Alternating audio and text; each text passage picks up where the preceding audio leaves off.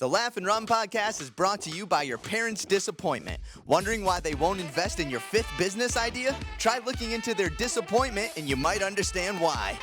The Laugh and Run podcast is also brought to you by the last square of toilet paper. The last square of toilet paper is the last line of defense from losing a sock.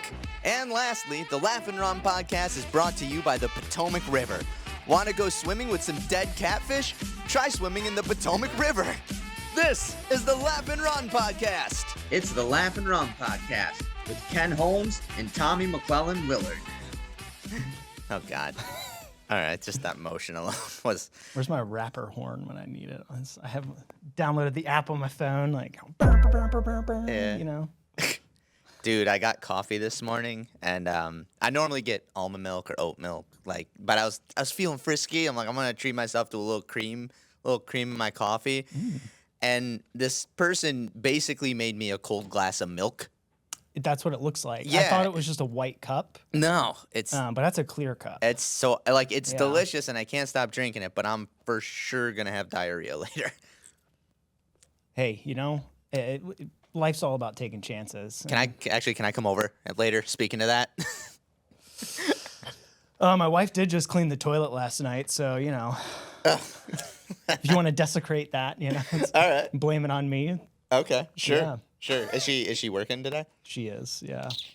So yeah, you can leave a surprise for her to come home to. All right. Yeah. Right on, but this is a juvenile we'll way to try start not this. to put this in the episode because, sorry, Victoria, I don't want you to. Whew, man, I know that'd be too funny. Yeah, it almost looks like eggnog though. It does, and I've never had eggnog. Yeah, nor have I. It doesn't sound appealing to me.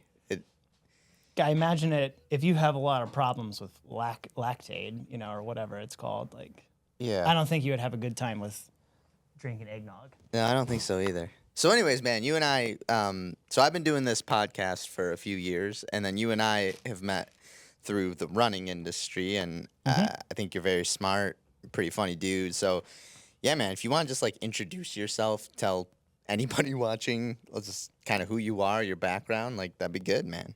Totally, yeah. My name's Ken.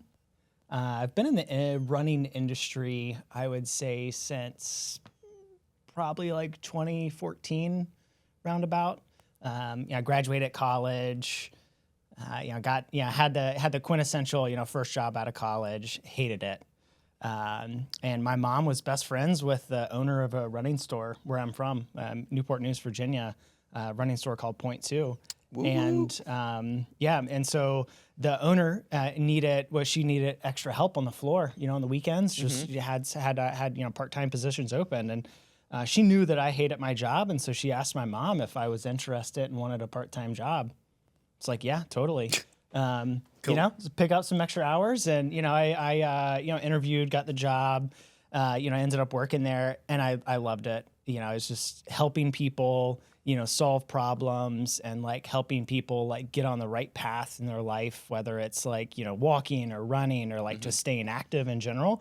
It was something that I really enjoyed rather than sitting in a cubicle behind a desk, staring at a computer all day. That was boring. I also love that your mom kind of helped get you. You should never use your mother as a reference, for a job. But in this case, it's that case, you're so you're every job you've applied for since. You're like, my mom's my number one reference. My number one reference. She'll always give me glaring reviews. Yeah.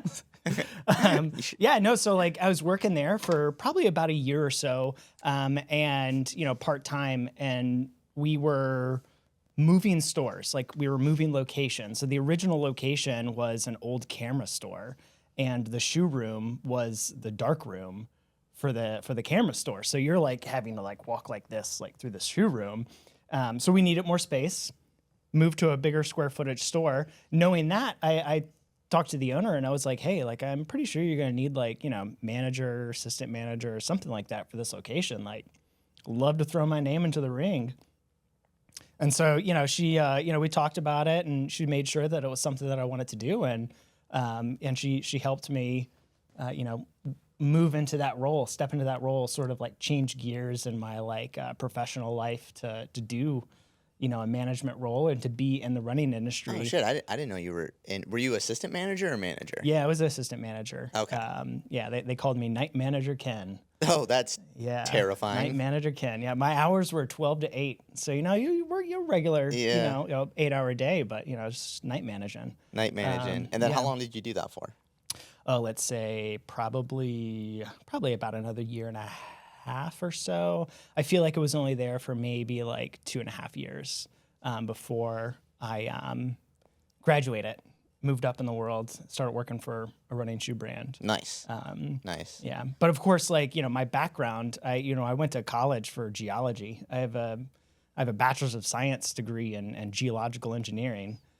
So quite the difference. Yeah. Career change from going to, engineering, new roads and bridges and things like that. So this is something you and I have talked a lot about in just our own personal life. But like, will you ever try to move into the product side of things? Because the way you and I have talked about just like the chemistry behind shoes and how they're developed and the tech into it, like you're more dialed in than most people I've met in this industry. Like, is that something you'll want to do? Yeah, I mean, it's definitely been something that's like intrigued me, and it's very, very interesting, field to hop into. But I just don't think I would thrive in that sort of environment. It's more of the same of being stuck in an office in a cubicle, like not being out in the world, talking to people and helping people. And that's just like at my core, that's just what I love doing more so than, developing shoes. I don't get me wrong. Like I definitely think I'd be really good at it and come up with some pretty cool new concepts. But what would you make if you had to, like you're coming out with the Ken shoe. This is your quintessential standard. Like, this is what you're going to be known for. This is your legacy. This is your, I don't know. What is it? What are you making? Good question. Who knows? Yeah, we'd have to go to the drawing board and like start thinking of something. Something that people could wear every day. You're not selling me this at all, buddy. Yeah, see, that's why I'm not going to go into product. Yeah, I guess not. That's all right. It's like I can talk about the ideas and I can explain how they work, but if you put me under the microscope and say like, hey, we need you to create a brand new concept, I'm going to be like, okay. All right. I was in an expo once, and I think it was, I can't remember where it was, but it this company, independently owned, had this material that was like insanely durable, like stupidly endurable. Like any foam in shoes now, it doesn't even touch, but it was very firm. Like not like a rock or anything like that, but it was still a foam. And I think he was at the time was talking with Brand. This is a horrible story that I'm sharing. I can't give any specific details. We're going to move on. It's all right. All right. No, I mean, like, I think it's like the development in foams and stuff for running shoes. Like we've had some pretty huge leaps in the past, like 20 years or so, where we have gone from like overall efficiency of the foam, where we started out at like around 80% or so, and then we like make a jump so that the foam is like 85% efficient, and then it's 90%, and then 95%, and then I feel like that like improvement that we're seeing is a very like asymptotic like improvement, and we're getting towards that like part of the asymptote where it's going to get closer and closer to zero, but we're never actually going to touch it. And like for those of you guys that are probably lost right now, the laws of physics tell us that nothing can be 100% efficient. That is perpetual motion. Perpetual motion is taboo. So being that like foam technology is getting to be 90% efficient, we're really in a race to 99% efficiency. So I'm wondering like how much more thought and how much more development is going to go into these like new foams just to eke out like 1-2% more efficiency when we're already on the tail end of that spectrum. Like, are we going to do that, or are we going to start like developing foams, like cheaper ways to make these super foams to carry that cost savings down to the consumer. I don't know. I think that'll be the next evolution in the running shoe market. So when you say like cheaper material or like cheaper production, like moving factories elsewhere? No, I would just say like more or less like as we work with these new materials over time, we'll probably discover like different ways to manufacture them that are just more cost effective and just just cheaper to make. Not necessarily compromising the properties of the foam and not necessarily saying that they're just going to be cheap foams, but cheaper in the sense that we can like share that cost savings to the consumer. I think that would be pretty cool. Gotcha. Yeah. We should probably address these sunglasses as well. Just Oh yeah, you know. I twitch. I have Tourette's, so it's nice because nobody can actually see me doing it. And when we were talking about product, I did show Nelson, my man. All right. Nelson's like, yeah, okay, I wondered what the was wrong with this guy. He walked in here, and I'm like, he might have just done a bunch of crack. I'm not sure. Oh, Yeah, man. I hope we can get I hope your laughter comes through, man, because that's nice. Great way to start your day, you know? Cup of coffee and crack. Yep. But no, it's so, I don't know. I thought it'd be funny to wear these for just our You and I episode, but Totally. then I saw our reflection in the monitor, and I saw what we were looking like. I'm like, it's a little too Very broy. bro. I don't know. This Very might not be a reoccurring thing. Yeah, who knows? You know, my future is so bright. I do have to shade myself from it. And I can already see my wife just being like, "Oh God, why did you say that, Ken? Like, Lord." Oh, But, yeah. You know, who knows? Yeah, Who cares? I also like this is a look of two guys who are about to be divorced or Without a have doubt. just gotten divorced. Without a doubt. And like it was fully our fault, and we're like, yeah, it was all them. We Whatever, don't need bro. them anyway.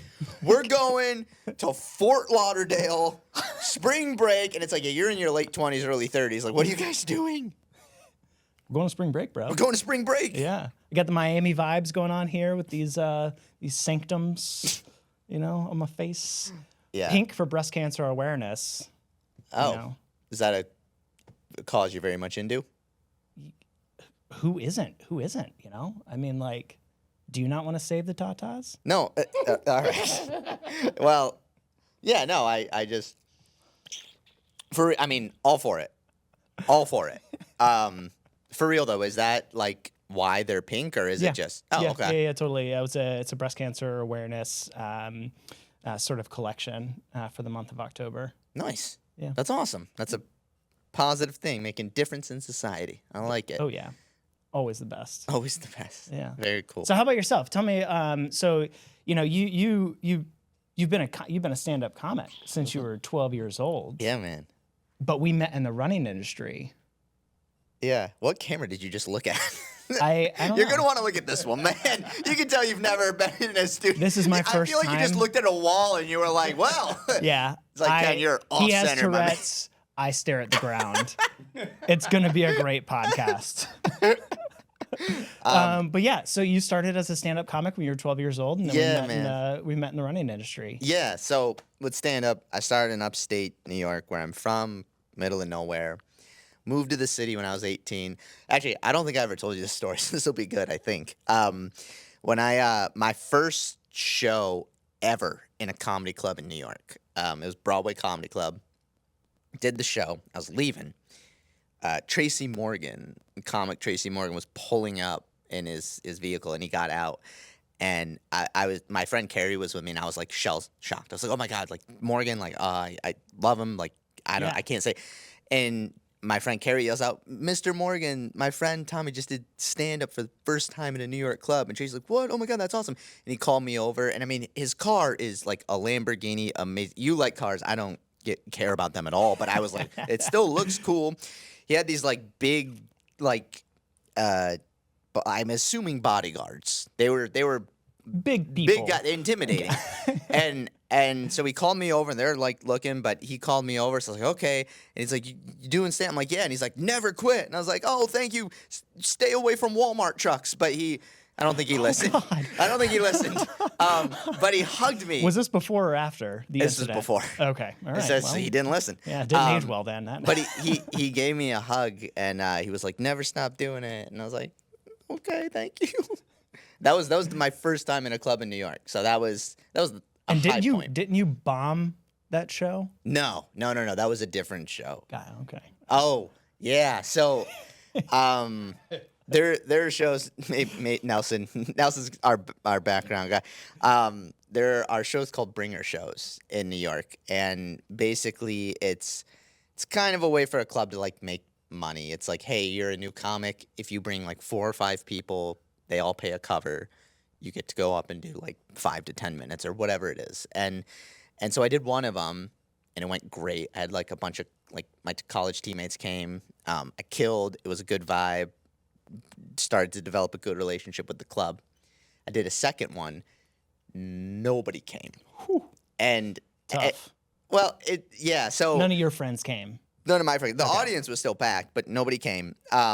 And with this particular show, they're like, we're going to give you a video when you go up. I'm like, oh, that's good. Like, that's a good way to self-promote, especially when you're starting out and you're trying to get booked. Yeah.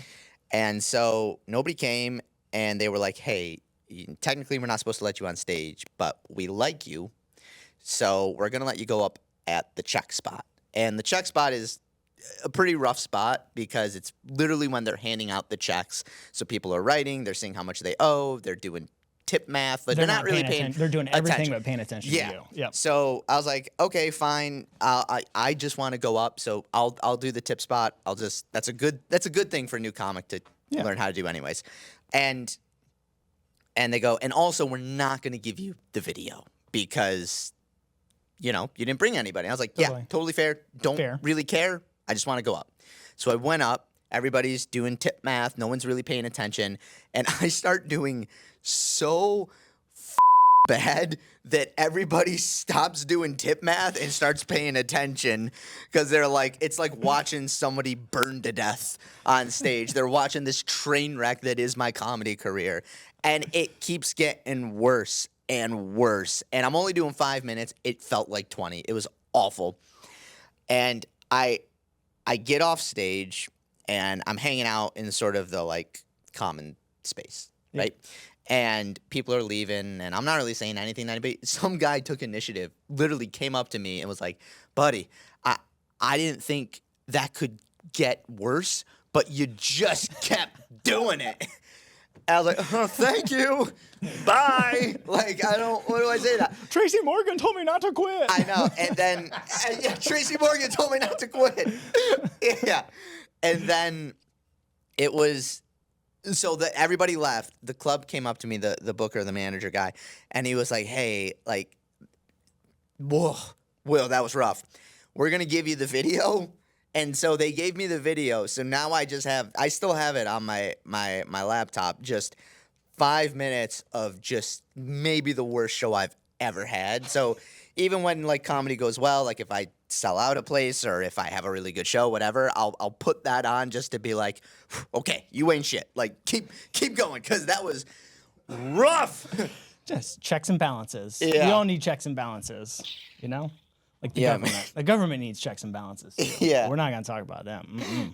No, let's. I mean, we could have, maybe if we ever have somebody on, that would be fun. But yeah. I have nothing of value to contribute to that. I don't. Yeah. Taxes, I notice numbers go up, they go down. I'm not smart enough to know what's going on. I've been thinking about 2 things my whole life, running in comedy, and that's all I got, man. Yeah. I've been telling people there's only 2 things you need to buy in life: shoes and mattresses. Yeah. That's all I know. Yeah. Maybe food. Well, Are you a big Debatable. hunter? Going out in the streets of Washington, D.C., hunting wild deer? I like to forage for my vegetables, Yeah. Find some mushrooms out in what is it, Roosevelt Island, I guess. Yeah. Dude, I want to move more to the country and buy some land and just have like a mini, not even farm, but just like a place where I can grow my own food. Do you, because you and your wife are looking at places, right? Do you want to grow your own food? Yeah, I think it would be totally fun. Like, I mean, I remember when I was a kid, at my parents' house where I grew up, my dad had like a plot in the backyard that he would every season turn into a garden, and we would grow like onions and carrots and tomatoes and just different types of vegetables. So like, yeah, totally. Like, I would love to do that. My wife and I have a dog. We have a Pembroke Welsh Corgi whose name is Mantequilla. Mantequilla. Mantequilla, yes. I don't know why we say it with an Italian accent when it's a Spanish name for butter. It just sounds. But you know, Butters. Yeah. So my wife, she wants to like make a garden for him that like he can pick out the various fruits and vegetables that he wants to have in there, so he can go in there and traipse through that garden and tear it up and not worry about ours and tear ours up. So like, yeah, totally would love to do that. Grow some strawberries and some, nice. Some random things. Yeah. And you're hardcore staying in like Virginia. Yeah, without a doubt. Yeah, I mean, I'm born and raised in Virginia, so it's kind of like all I've known, and I've got no reservations about like, you know, leaving Virginia. Totally would do that. I'd go to Maryland or DC, but yeah, just everywhere where I look, it just always points me back to Virginia. So, I understand. Yeah, like it's a really beautiful state. Like getting to see a lot of it and what we do. So, before we go, my man, I would love to hear your you were telling me it a little bit the other day. The Paris story in Glasgow. Or did I say that right? Am I gonna get Glasgow? Glasgow. Yeah. Okay. I have Tourette's. So I can't. That's all right. And it's, it's pronunciations. Who knows how to do them? Do you know what I'm talking about, though? Oh, I know what you're talking about. Yeah. So part of my mom's side of the family lives over in Scotland. What's up, Uncle Ike and Aunt Janice? Yeah, Scotland family. What up in the house? I wanted to kill myself through everything you just said. Oh yeah, no worries. We can cut all of that. That's fine. That's the beauty of taping. I'm sorry. I'm just joking. That was mean. I'm sorry. No, yeah. So, I'm just joking. I got part of my mom's side of the family was over in Scotland, and went over there on multiple trips when I was younger. So one of the first times I went over there, I went to Paris, France. With one of my cousins. And we, being young guys, I think at the time I was probably like 16, 17 years old, and I was the youngest out of the group of guys that all went. My cousin was actually literally graduating college like a couple of days, after we returned from our trip to Paris. But so we, super cheap flights to Paris. We got some Ryanair tickets out of Glasgow, Scotland to Paris, France, and we took the train over to Glasgow. And my cousin's good friend, his dad owned a mattress store, which I don't think I told you this. A little that element. For sure sounds like a laundering scam. So his dad owned a mattress store. So instead of renting a place to like sleep or like sleeping on the floor at his friend's apartment, we slept in the mattress store overnight. Wait, really? Oh, you just dude. slept in the store? Oh yeah, it was great. Like I picked out the best bed, slept on it, had a wonderful night's sleep the night before we went to Paris. But unfortunately, my cousin did not. Sorry, Matthew. So I guess the joke's on him. I don't know. Being 16, 17 years old, and the drinking age over in Scotland, in the UK. That's how old you were. Yeah, that's how old I was. Was Matt the same age? No, my cousin Matt was like in his 20s, like his mid-20s at that point. But so, yeah, the drinking age over in the UK is 18. Him and all of his buddies were over the drinking age, and I was the only one that was younger. I was, being that I was like 16, 17 years old, looked like I was on the border, like, you know what I mean? Like I could pass for 18 years old. So we tried to get into every nightclub, every bar in Glasgow, but I looked too young. I had too much of a baby face, and every bouncer was like, "Nah, man, you got to get out of here." Yeah. So the only place that we were able to get into was a strip club in Glasgow, because my cousin's friend's brother was the bouncer there. So we ended up going there. Had some beers. I hated the place, just mind you. I absolutely despise those types of establishments, but, to each their own. We go there, we do our thing, have some beers, what have you, and we get done and we come back and we're leaving and we're walking back to the mattress store, and there's a food truck on the side of the road. And, my cousin's friend was like, "Oh, yeah, mate, there's these things called Scooby Snacks. You got to have one. And amazing." So I ordered. I go up there, order a Scooby snack, and it's like a burger. It's like a breakfast burger kind of thing. and I eat it. My cousin decided to be the only one different, ordered a chicken sandwich. Takes one bite of the chicken sandwich, and he's like, oh, this kind of tastes a little dodgy. But he finishes it nonetheless. The next morning we're on the Ryanair flight over to Scotland, and we're over to France, and we're about to land, and he's like, oh, I don't feel good. My stomach is kind of a little like upset.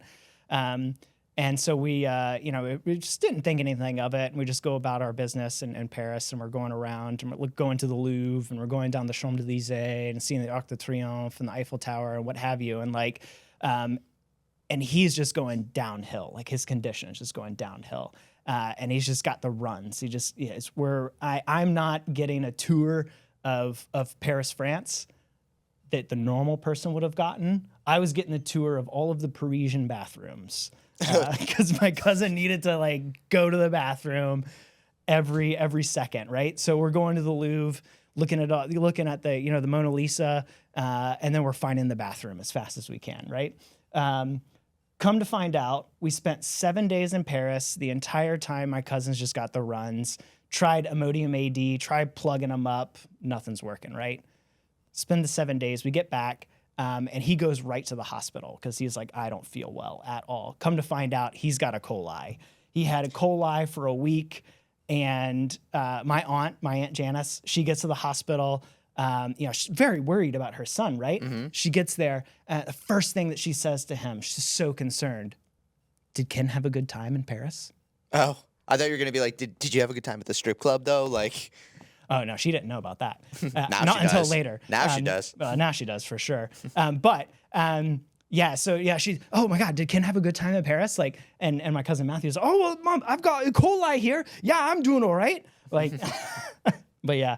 No, yeah, it's a good impression. Yeah, well, that's not bad. I didn't know you were linguistically styled like that. It helps when I've watched a lot of the old James Bond movies, and you hear the Sean Connery. You've got the James Bond. There's some Sean Connery. All right. This is a new talent you have. I didn't know about. Yeah, I don't know. I guess all my impersonations sound very similar. Is it all Scottish? Can you do other impersonations? Nah. I can only really do Scottish. I can try to do a French accent, but it's not really that great. It's like you have to talk through your nose and you have to sound really nasally and stuffed up. I was really good at Gilbert Godfrey, but it's more dated now because he died a few years ago. But that was like my one. If I was ever to do an impression on stage, that's the one. He's a funny guy, and his impersonations of Mickey Mouse when he gets the serving trays and he's like, he's a hilarious guy. He was the best, man. Yeah. But yeah. So does your family know this is strip club E. coli story? Yeah. So the joke's on me. My oldest cousin, his sister, my cousin Matthew's sister, Sarah. She was visiting visiting my parents, and I was there as well. And I thought she was about to tell my mom, she was recounting the story from Glasgow because she heard about it. And I thought she was about to say they went to a strip club. I thought she was about to tell my mom that. So I instantly stopped. Her recounting the story, and I just divulged every piece of information. I told my mom everything that happened. That's so funny. Come to find out, my cousin was not gonna go there at all, and everybody just starts busting out laughing. Joke's on me.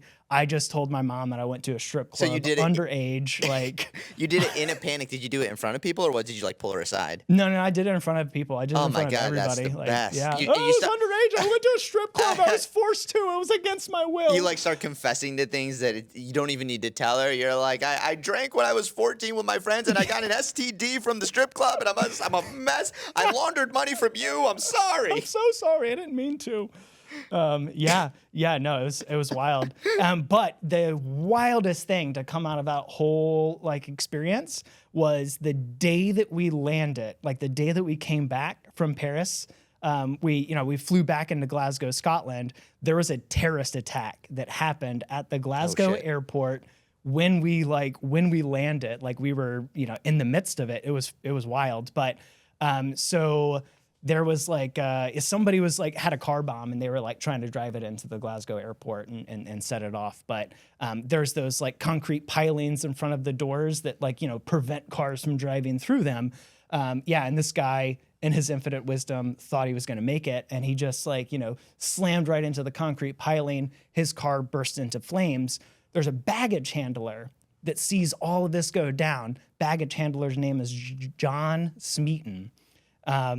So he sees all of this go down and he goes to try to help the guy, like out of the burning car. He sees that there's a literal bomb in the back seat.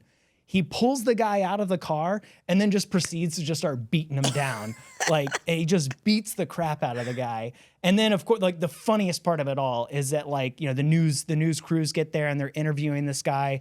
And like, if you don't know people from Glasgow or Glaswegians or girders as they're called, like if you don't know them, I highly recommend just look up the interview with John Smeaton at the Glasgow airport. I don't even know if you'd be able to understand what he's going to say. Maybe we can link it in the video. Yeah, we can I'll try to link it figure out a into way the to video, link but it. yeah, and I've tried for ages like to try to find the one interview that he did with CNN. But my uncle was telling me that this guy John Smeaton was talking about how he gave the terrorist a banjo. Apparently, that's Glaswegian for he kicked him right in the balls. Oh, I thought he like genuinely gave him a physical banjo. I'm like, that's a weird. He's like, I ran up and I gave him a banjo. We're sending you to prison, but here's something to play about. Just work through your own troubles. Yeah, Scottish people have funny. Sayings. Yeah. Gave him a banjo. Yeah. He got to him in prison. He's like, ding, ding, ding, ding, ding, ding, ding, ding. He's like, I'm gonna be the next Steve Martin. Ding, ding, ding, ding, ding. Oh, devil went to Glasgow. The devil, devil went down to Glasgow Prison Blues. All right, that's not that funny. But Johnny Cash is what I think about that song, Folsom Prison Blues. But yeah, wild times in the world. Yeah, for man. Sure. All right.